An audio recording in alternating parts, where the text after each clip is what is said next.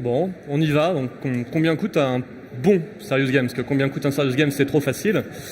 Donc, on va tenter un exercice impossible qui va être de vous donner une formule.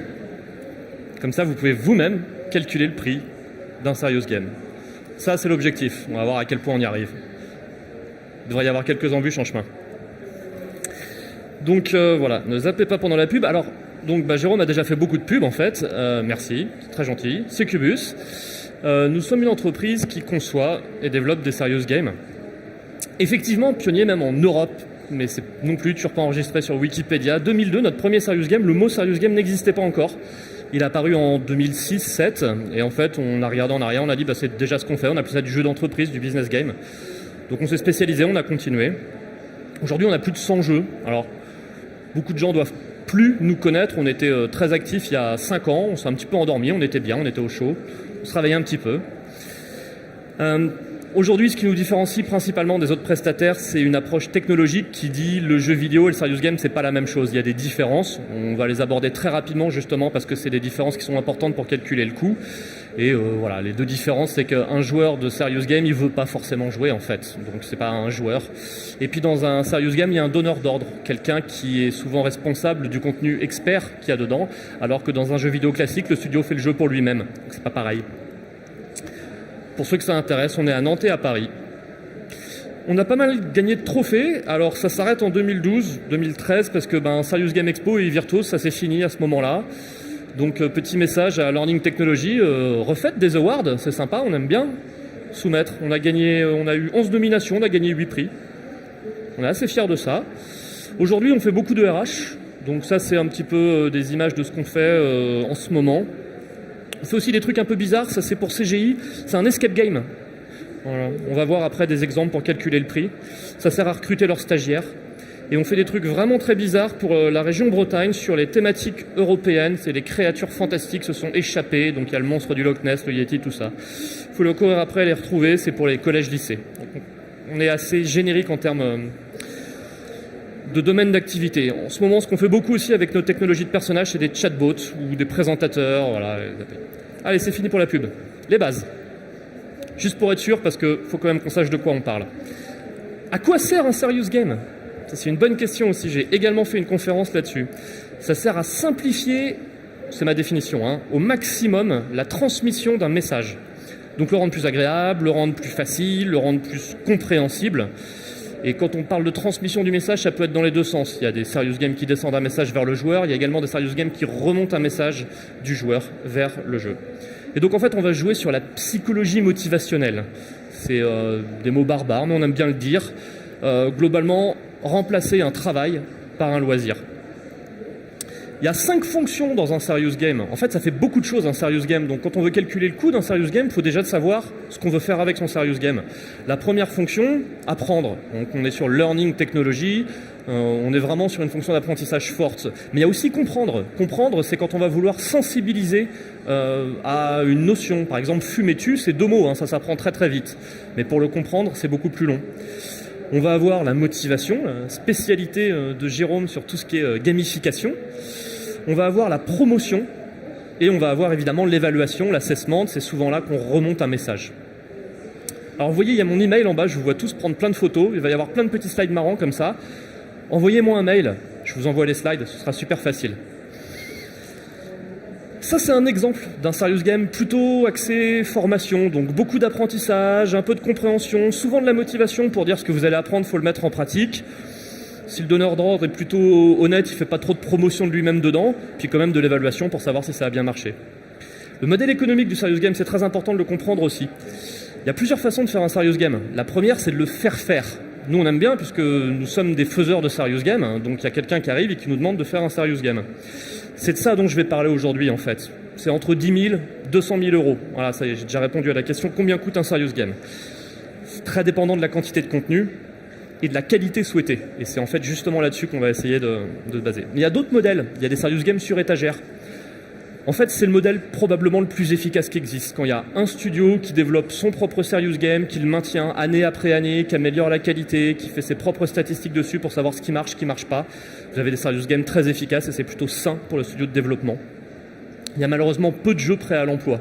Mon premier conseil, ce serait regarder s'il y a quelque chose qui répond exactement à vos besoins. Dans 95% des cas, voire 99%, ce sera non, mais en attendant, ça vous donnera déjà un premier ordre d'idée de ce que c'est que normalement un jeu bien fait. Et dans les modèles économiques, il y a les outils auteurs. Faites votre jeu vous-même ou avec un stagiaire. En fait, ça marche. Ouais, on a un outil auteur, nous, on met des stagiaires dessus, ça fonctionne, ça crée des serious games. Malheureusement, même si le stade de maturité a été atteint sur ces outils auteurs, ce qui n'était pas le cas il y a quelques années, vous allez être très contraint dans le gameplay. Alors nous, on a plusieurs outils auteurs, on en a deux en fait. On en a un qui contraint à fond le gameplay, qui est très très facile d'utilisation. 20 minutes, vous êtes dedans, vous faites votre jeu. Avec un stagiaire, vous-même, etc. D'un autre côté, on a un éditeur beaucoup plus générique qui permet de faire beaucoup plus de types de jeux différents. Celui-là, par contre, en fait, ça demande des compétences de game design. Et c'est là où va être le problème. Quand on prend un outil auteur, c'est que, en fait, il ne faut pas juste savoir se servir de l'outil auteur, il faut savoir penser serious game. Et ça, c'est beaucoup plus compliqué. Il ne faut pas oublier qu'il y a un modèle économique pour le joueur également. C'est gratuit. Voilà. Le joueur ne paye pas dans le serious game. C'est encore une grande différence entre un joueur de serious game et un joueur de jeux vidéo habituel. C'est que le joueur de jeux vidéo habituel, éventuellement, il va vouloir payer. Donc il y a un retour sur investissement qui est vraiment à prendre en compte. D'où le sujet de cette conférence que nous allons bientôt commencer. Eureka, il y a la formule. Donc je vous ai dit GQTL. Je ne sais pas si ça veut dire quelque chose. Qu'est-ce que ça veut dire ? G, c'est le gameplay. Que vous allez multiplier par la qualité, que vous allez multiplier par la technologie, que vous allez encore multiplier par la longueur. Là, ça ne va pas beaucoup vous aider, mais du coup, je vais vous expliquer chacune de ces 4 parties. On va commencer par la première, le gameplay. Je vais vous donner un prix de base pour chacun des types de jeux. Et ce prix de base, en fait, va se retrouver multiplié par les autres facteurs. Donc évidemment, comme on est multiplié, ça peut monter très très vite. En fait, c'est la raison pour laquelle vous voyez des différences de prix aussi énormes dans le serious game. C'est qu'on est en fait sur quelque chose de très multiplicatif. Donc un quiz, c'est un petit prix de base en fait, le plus bas quasiment, 5 000 €. C'est mon approche, c'est les prix que nous on pratique. C'est pas forcément valable partout, mais en tout cas ça donne déjà un bon ordre de grandeur. Les dialogues, là on va avoir des personnages animés qui se parlent entre eux. La narration, donc là ça va être des dialogues possiblement non linéaires, ça va être de l'exploration, ça va être du scénario, ça va être une histoire qu'on commence à raconter, donc souvent plusieurs personnages différents. La stratégie, donc là on va arriver sur les jeux où on va devoir typiquement gérer une entreprise, faire des choix compliqués avec des valeurs numériques, ce genre de choses-là. Et la simulation typiquement, vous allez partir sur les simulateurs de vol ou même tout simplement sur un simulateur de maintenance d'un équipement industriel, souvent lourd, complexe, modélisé en 3D dans le détail, très immersif, etc. Donc c'est évidemment les prix les plus élevés, prix de base. Ensuite, on va parler de qualité. Donc là, ça va commencer à se compliquer un petit peu. Qu'est-ce que c'est que la qualité dans un serious game ? On va parler de retour sur investissement tout à l'heure. On peut parler d'efficacité, de performance, à quel point est-ce que le message est bien transmis. En fait, moi, j'aime bien parler d'expérience utilisateur. Un serious game qui est de bonne qualité, c'est un serious game qui a une bonne expérience utilisateur. Et l'expérience utilisateur, c'est très compliqué. J'ai également donné une conférence dédiée là-dessus, donc ça va être facile. Je vais récupérer le slide le plus important, le cône de transformation. Donc un cône de transformation, en haut, on va avoir des joueurs qui arrivent. Donc c'est ce qu'on appelle l'acquisition. C'est là où généralement les donneurs d'ordre oublient de faire des campagnes de communication, de faire la promotion du produit pour dire il existe, allez-y, utilisez-le. Alors quand il est obligatoire en formation, c'est beaucoup plus facile, mais c'est pas toujours le cas. Et donc il va y avoir 4 étapes à travers lesquelles les joueurs vont passer. Et à chaque étape, c'est comme ça, ils vont s'arrêter de jouer. Il y en aura de moins en moins. Et on va s'intéresser à ces 4 étapes pour voir comment est-ce qu'on les emmène au bout du cône. La première étape, c'est d'intéresser le joueur. Intéresser avec un serious game, c'est en fait ce qu'il y a de plus facile. Vous allez lui mettre des images, un univers, un scénario qui correspond à la cible, à ses attentes. Si vous mettez de l'inspecteur d'Eric, ça ne va pas fonctionner si vous n'avez pas du 3e âge. Si vous mettez du Teletubbies, ça ne fonctionne pas très bien non plus si vous n'êtes pas en petite enfance. Donc il va falloir bien viser sur l'univers, l'histoire que vous racontez, le scénario et ne serait-ce que les premières images. La deuxième étape, et la troisième alors, c'est captiver et impliquer. Captiver, c'est simplement une fois que vous avez intéressé le joueur, il va venir essayer, il va commencer, il va rester 5 secondes. Comment est-ce que vous allez faire pour le garder 2 minutes, possiblement 5 minutes? Ça, c'est captiver. Captiver, on va demander au joueur de rester. Pour ça, on va lui donner quelque chose. On va lui donner du plaisir de jeu, du fun. C'est une notion qui est assez absente du monde de l'apprentissage électronique, de ce que j'ai pu voir. Et nous, c'est une des notions fondamentales dans le jeu vidéo, c'est de transformer un travail par un loisir. Et donc de donner du fun. Il y a plusieurs façons de donner du fun. On pourra en discuter une autre fois. Impliquer, ça va être faire que dans le jeu, le joueur va avoir des choix et que ces choix vont avoir des conséquences différentes. C'est-à-dire que si vous jouez au jeu, si moi je joue au jeu et qu'on fait des choix différents, eh bien le jeu ne va pas se passer de la même façon. L'expérience utilisateur sera différente. Et dans le cas où je rejoue une deuxième fois au jeu et que je fais des choix différents, eh bien, l'expérience sera également différente. Ça, c'est le point de différenciation fondamentale entre le serious game et les autres dispositifs de formation plus traditionnels.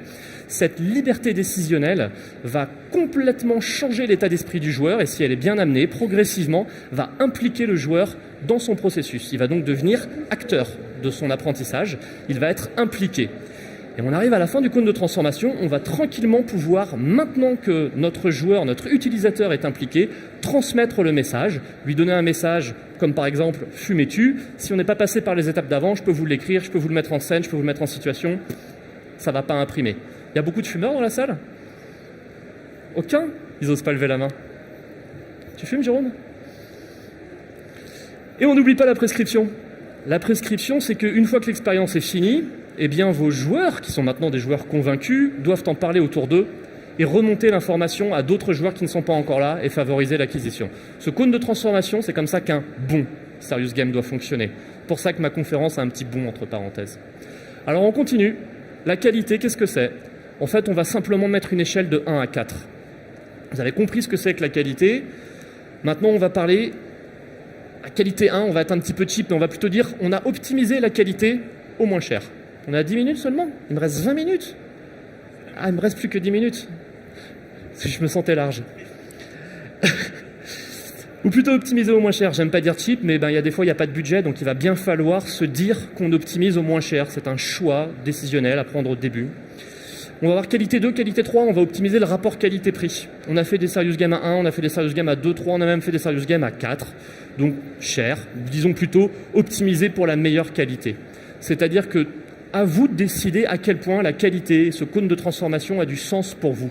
À vous de mettre un index sur « je veux optimiser pour le prix, j'ai pas le choix, mon contenu doit être là, on va faire ce qu'on peut pour optimiser le cône, mais voilà ». On continue avec passer cet index, de toute façon il y a des petits exemples à la fin. La technologie. La technologie, ça veut dire qu'elle doit être adaptée aux besoins, évidemment. Si vous prenez une technologie qui répond à d'autres besoins que les vôtres, ça ne va pas bien se passer. Et qu'elle doit être mature. Il y a quand même beaucoup de nouvelles technologies qui voient le jour très fréquemment. C'est important de prendre ça en compte. Donc on va parler d'une technologie au niveau 1. Donc là, vous imaginez que plus le niveau de technologie est bas, enfin plus l'index de technologie est bas, plus le prix va être bas. Donc on veut absolument être à une technologie 1. C'est-à-dire mature et qui répond à tous vos besoins. Attention, répondre à tous les besoins, c'est pas uniquement le moteur graphique. C'est bon, je peux afficher des personnages, j'ai de la 3D, j'ai des décors, ça suffit pas. Je fonctionne sur toutes les plateformes, j'ai une application mobile, je fonctionne même dans le navigateur des téléphones mobiles. C'est pas juste ça. C'est aussi la notion de personnage, d'exploration, c'est la notion d'interface graphique, il y a beaucoup d'interfaces dans les serious games, et puis c'est la notion de back-office, de serveur, de CMS et tout ce qui vient derrière le serious game pour permettre de faire sa maintenance et son évolutivité. Technologie à un niveau 2, c'est qu'elle est nouvelle, ou c'est qu'elle est encore mal adaptée ou incomplète. C'est la plupart du temps, c'est comme ça. De toute façon, on trouve rarement une technologie qui répond exactement aux besoins. Et puis finalement, 3, nouvelle et incomplète. Donc vous voyez que quand vous avez vraiment une technologie qui existe déjà et qui est parfaite, vous avez un rapport de prix de 1 à 3. Et maintenant, on finit avec la longueur. La longueur, c'est très facile. C'est 1 à chaque 30 minutes de jeu. 30 minutes de jeu, on entend avec la rejouabilité. Si vous estimez que la durée de vie de votre jeu, c'est 30 minutes, en ayant rejoué une fois, 2 fois, pour avoir à peu près tout le message, c'est que vous êtes à 1. Et puis voilà, 2 heures, ça fait 4 fois 30 minutes. Tadam! Des petits exemples. Oh, un jeu Succubus, sur lequel on a gagné un prix. Alors c'est un jeu avec des dialogues, c'est Simulang, c'est un jeu d'apprentissage de l'anglais. Donc du coup, c'est 2 personnages qui se parlent, et puis on a des choix pour faire progresser, on va pas apprendre la même chose à chaque fois. On est sur un jeu de dialogue. Dialogue, comme je l'ai dit tout à l'heure, c'est 10 000 €. Rapport qualité-prix, relativement optimisé pour que ce soit qualitatif, mais pas trop cher non plus, à 2. Notre technologie à l'époque était mature, parce qu'elle existait depuis déjà un moment, mais elle était quand même vraiment incomplète, il manquait pas mal de choses, on a dû beaucoup bosser dessus. Et finalement, il y a 1h30 de contenu. Ce sont beaucoup de contenu. Si on multiplie tous ensemble, 10 x 2, 20 x 2, 40 x 3, 120 000 euros. Ça, c'est le prix du projet complet. Il faut savoir qu'avec ce donneur d'ordre, on s'est partagé le travail et eux ont fourni tous les audios, tous les textes, parce qu'évidemment, c'est les linguistes, tous les scénarios, etc. Un autre petit exemple, Brigade pour la Mutuelle Générale des Policiers qui sensibilise aux risques psychosociaux des policiers dans leur environnement quotidien. Si vous voyez votre collègue dans la vraie vie, policier, faire la même chose que dans le jeu, parlez-lui rapidement parce que dans le jeu, il va se tirer une balle en fait. C'est un jeu de narration, que du scénario. Rapport qualité-prix élevé, on voulait une très bonne qualité, des personnages très animés, un style graphique original fait spécialement pour eux. Technologie encore une fois mature, toujours la même, mais aussi incomplète parce qu'il y avait même pas mal de nouveaux trucs à rajouter en plus. 45 minutes, on a le droit de mettre des virgules, donc ça fait 1,5 entre 30 minutes et 1 heure. 135 000 euros. Allez, je continue, il m'en reste un ou deux encore. Encore un Serious Game Succubus. Watu. Quel hasard. Ça, c'est un Serious Game qu'on a fait pour EDF. Donc, c'est sur les opérations de consignation et de déconsignation, à savoir comment est-ce qu'on coupe le courant avant de faire une intervention pour réparer, par exemple, quelque chose. Donc, il y a de la 3D, il y a plein de trucs. C'est assez compliqué. On est sur de la simulation, en fait, réellement. Rapport qualité-prix très optimisé. Technologie, là, pour le coup, elle était complète, mais elle était immature par rapport, parce que c'est un Serious Game qui date des années 2010 pour nous. 1h30 de jeu, on arrive à 360 000 euros. Ça, c'est beaucoup additionné et multiplié. C'est le Serious Game le plus élevé qu'on ait jamais fait en termes de coût. Tout vaut pas si cher que ça. Cornac. Formation à la gestion du portefeuille. Vous êtes commercial, vous voulez savoir comment optimiser votre emploi du temps. Quel client je dois recontacter, etc. C'est un jeu de stratégie, en fait. On va gérer, on ne le voit pas tellement en fait, sur les images que j'ai sélectionnées, là, mais il y a beaucoup d'interfaces. On va choisir quel client je vais choisir de rencontrer. Est-ce que j'optimise mon chiffre d'affaires, ma relation client, est-ce que je rends des nouveaux prospects, etc.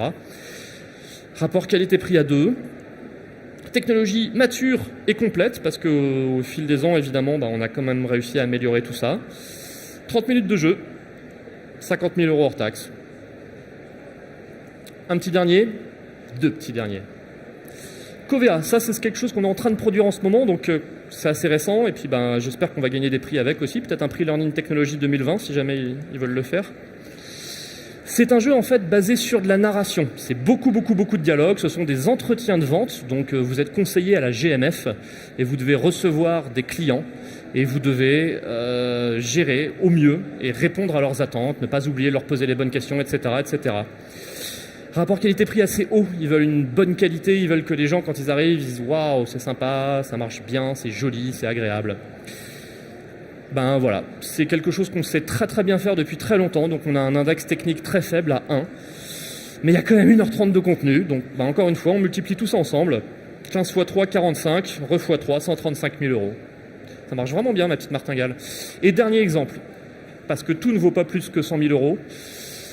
Veolia, on fait un petit quiz gamifié avec un petit plateau de jeu. C'est à mi-chemin entre le quiz et les dialogues. Donc j'ai mis entre les deux, 7005. Rapport qualité-prix plutôt bas. Technologie prête, mature et complète. On n'a rien développé pour faire ça. Seulement 30 minutes de jeu. 15 000 euros hors taxe. Voilà. J'ai fini. Vous pouvez me retrouver, ainsi que ma collègue Marine, sur notre stand S8. Jean-Marine. Il y a son 06 sur sa carte de visite, donc il faut passer sur le stand si vous voulez. Moi, vous avez mon email ici. Et c'est chez les pauvres, le stand S8, parce que... Tout à l'opposé là-bas. Micro Jérôme. Pardon. Donc juste un rappel, si vous notez l'adresse mail de Laurent, il vous envoie la presse dans la foulée, dès cet après-midi, donc je plaisante. Je vais faire 2 ou 3 petites remarques en complément de ta presse, et la tentative est sympa. Nous, on doit voir, de par notre activité, on doit accompagner une vingtaine de projets de Serious Game par an au sein de donneurs d'ordre. Et on fait ça depuis 4-5 ans, donc on commence à avoir un peu un recul. Dans l'évaluation du prix d'un Serious Game, il y a sa durabilité dans le temps qu'il faut intégrer. Il y a sa performance qu'il faut intégrer. Il y a l'écart de performance avec des dispositifs plus classiques. Donc c'est vrai que quand on parle de ROI, les sociétés sont assez souvent, ne voient que le prix d'entrée, mais ont assez souvent du mal à faire le calcul a posteriori. Moi, grosso modo, de par l'expérience que l'on a, on s'aperçoit que le serious game est compétitif dans deux éléments, dans deux cas de figure assez, non pas particuliers, mais plus ou moins fréquents. Le premier, c'est quand le besoin est un besoin quasi permanent au sein de la société, des besoins d'onboarding, des besoins de formation de vente, des besoins qui vont perdurer dans le temps et sur lesquels ça vaut le coup de concevoir des dispositifs un petit peu plus riches que de l'e-learning classique. Parce que la performance d'un bon serious game est plus véritablement à prouver maintenant par rapport à... la mise en situation amène véritablement une acquisition de connaissances bien supérieures. Et le deuxième élément, c'est quand justement la mise en situation est importante. Quand la réponse à une question, la réponse à une situation est dépendante de votre niveau d'immersion à l'intérieur du jeu lui-même. Voilà. Donc quand c'est ça, vous pouvez commencer à vous dire, ok, il faut que je regarde sérieusement et que j'analyse le rapport performance-prix d'un serious game. Bon, c'était deux petites apartés. Est-ce qu'il y a des questions? Pas de questions, vous avez tous compris? Bon, donc on va faire une petite interrogation alors maintenant. Ah, ça y est, généralement ça déclenche les questions. Quelqu'un qui voulait pas se faire interroger? Oui, j'ai une question concernant l'impact d'un serious game sur du chiffre d'affaires, sur de la croissance par exemple. Si vous avez déjà développé des serious games en lien avec de la vente de produits par exemple. Oui, alors donc l'impact d'un serious game qui va typiquement former du personnel à la vente et qui va donc améliorer les ventes. Donc on a 2 serious games on a même beaucoup plus que ça, mais on a vraiment 2 serious games phares là-dessus. On a un qui forme les commerciaux, comme je vous le montrais, à la gestion du portefeuille, donc c'est-à-dire donc il y a celui-là dont je vais vous parler juste après. Tac, voilà, Cornac. C'est un jeu qui est sur étagère, c'est-à-dire que vous avez une équipe de commerciaux, vous voulez les former à mieux utiliser leur temps, à être plus efficaces. Il y a plein de dispositifs de formation. Le ROI qu'on trouve sur ce dispositif de formation, c'est qu'il est extrêmement rapide. En 30 minutes de jeu, vous avez une mise en situation, vous avez un entraînement, vous faites la première partie, chaque partie après elle dure plus que 10 minutes.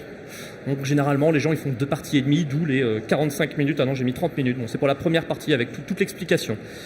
C'est un petit peu plus long parce qu'il y a des règles de jeu, c'est assez compliqué. En fait, le ROI sur ce jeu-là, il se base là-dessus. Très très très peu de temps, une mise en situation immédiate et un gain de compétences partout. Donc on peut évaluer le ROI, ça malheureusement je le connais pas, je peux pas vous le donner, du chiffre d'affaires, mais comme ce jeu l'explique, on va également pouvoir évaluer le ROI de la relation client, du nombre de nouveaux clients rentrés en portefeuille et les étapes de négociation, à quel point on est capable de les franchir relativement rapidement. Ça c'est un premier ROI à voir et le temps, mais aussi le plaisir d'utilisation. C'est-à-dire que vous avez des commerciaux qui vont pas vouloir être formés tout simplement. Il va falloir aller en séminaire, il va falloir se déplacer, c'est plusieurs jours pendant lesquels on bosse pas, c'est le bonus à la fin d'année qui tombe pas. 30 minutes de jeu, on se rend compte que les gens rejouent souvent. Donc ça c'est un ROI qu'on a directement, c'est qu'il y a, je sais plus, il y a 80% des gens qui font une deuxième partie, c'est très très gros. Ça veut dire que ça intéresse, ça implique, on va jusqu'au bout. Donc le message passe. Sur le chiffre d'affaires, je ne peux pas vous dire. Covea, on est en train de le réaliser. C'est une grosse étude chez eux, parce que 135 000 euros, c'est loin d'être rien. Il y a 8 cas clients. Donc là, on va améliorer l'accueil en magasin, mais aussi l'accueil au téléphone et différentes choses. Donc, est-ce que je peux vous dire, grâce à un serious game, vous allez améliorer votre chiffre d'affaires de 150%, alors qu'avec un e-learning, vous le feriez que de 110 ? C'est une question impossible. Par contre, il va vraiment falloir voir tous les à côté. Et quand Jérôme a abordé la notion de ROI, c'est de dire de toute façon le ROI sur une formation c'est complexe, c'est un dispositif à part entière d'évaluation du dispositif de formation qu'il faut mettre en place. Mais par contre, à quel moment est-ce que vous avez besoin d'un serious game ? Vous avez besoin d'un serious game quand vous allez le réutiliser très souvent et quand la mise en situation, quand vous avez des choix qui doivent avoir des conséquences différentes. C'est ça la force du serious game. Dès que vous êtes sur de la non-linéarité, le serious game est intéressant. Une petite aparté également, Laurent l'a abordé, mais sachez aujourd'hui que la technologie évolue, la technologie est de moins en moins chère, la technologie est de plus en plus adaptive et qu'il y a aujourd'hui maintenant quand même plusieurs sociétés sur le marché qui vous proposent non plus juste un serious game, mais qui vous proposent également un outil qui vous permet, vous, de continuer à créer du contenu comme vous le faites sur comme vous le faites sur un PowerPoint, comme vous le faites sur un outil de quiz, comme vous le faites et que les barrières techniques véritablement à ce niveau-là sont en train de tomber et qu'à partir du moment où vous ayez bien entendu la ressource de conception éducative intégrée, vous avez la possibilité aujourd'hui d'utiliser des outils beaucoup plus riches pour, d'une certaine manière, dupliquer sur la base de votre existant des formations supplémentaires. C'était mon slide sur la technologie. Oui, vous prenez un jeu avec un back-office, comme ça vous pouvez en faire la maintenance et l'évolution, mais attention, comme toujours, il faut des compétences en game design, parce qu'on est sur du serious game, on n'est pas juste sur de l'apprentissage. Donc, Ok. Dernière question.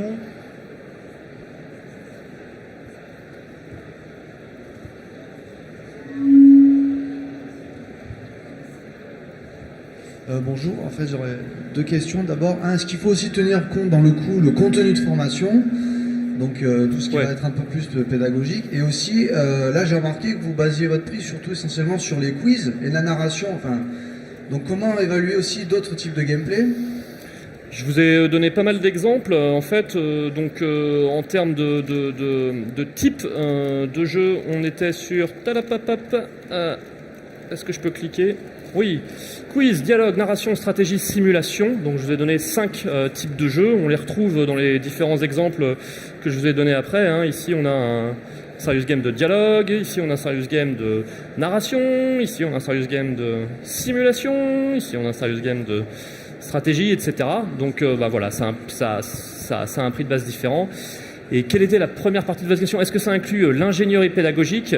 Donc, je me base sur un faire-faire. Donc, il y a un coût qui est chez le donneur d'ordre, qui peut être variable. Et c'est l'expertise métier. Par contre, de toute façon, vous ne pouvez pas travailler avec un prestataire qui ne va pas faire une partie de captation de contenu, une partie d'ingénierie pédagogique, une partie d'ingénierie ludique, et finalement le game design et le scénario du jeu qui vont avec. Donc oui, ça inclut les coûts prestataires, bien sûr. Par contre, le temps donneur d'ordre de l'expertise métier, pour EDF, par exemple, je peux vous dire qu'ils ont passé sacrément beaucoup de temps et qu'en plus, c'était des gens qui n'étaient pas du tout habitués à la non-linéarité d'une simulation. Donc, ils sont arrivés avec des caractéristiques complètement dingues qui étaient combinatoires pour dire si jamais il n'a pas fait ça, mais qu'il a fait ça, si jamais il a fait ça, mais qu'il n'a pas fait ça, et ils nous déroulaient tous les cas les uns après les autres. Donc voilà, l'ingénierie pédagogique a été très très très ardue à cause de ça. Donc ça, c'est vraiment toujours le 2 points d'attention sur un coup. C'est malheureusement, les concepteurs sont rarement formés au game design et pensent rarement en non linéaire. Et pour que le ROI soit assuré, il faut faire la promotion du serious game. Il faut s'assurer que vous allez expliquer à tout le monde qu'il y a un serious game qui est en place et qu'il faut l'utiliser. C'est vraiment les 2 points les plus importants au-delà du prix. Allez, ok. Je vais me faire tirer les oreilles. Laurent, merci. Merci à tous. Rappelle ton numéro de stand peut-être, si jamais des gens ont des questions.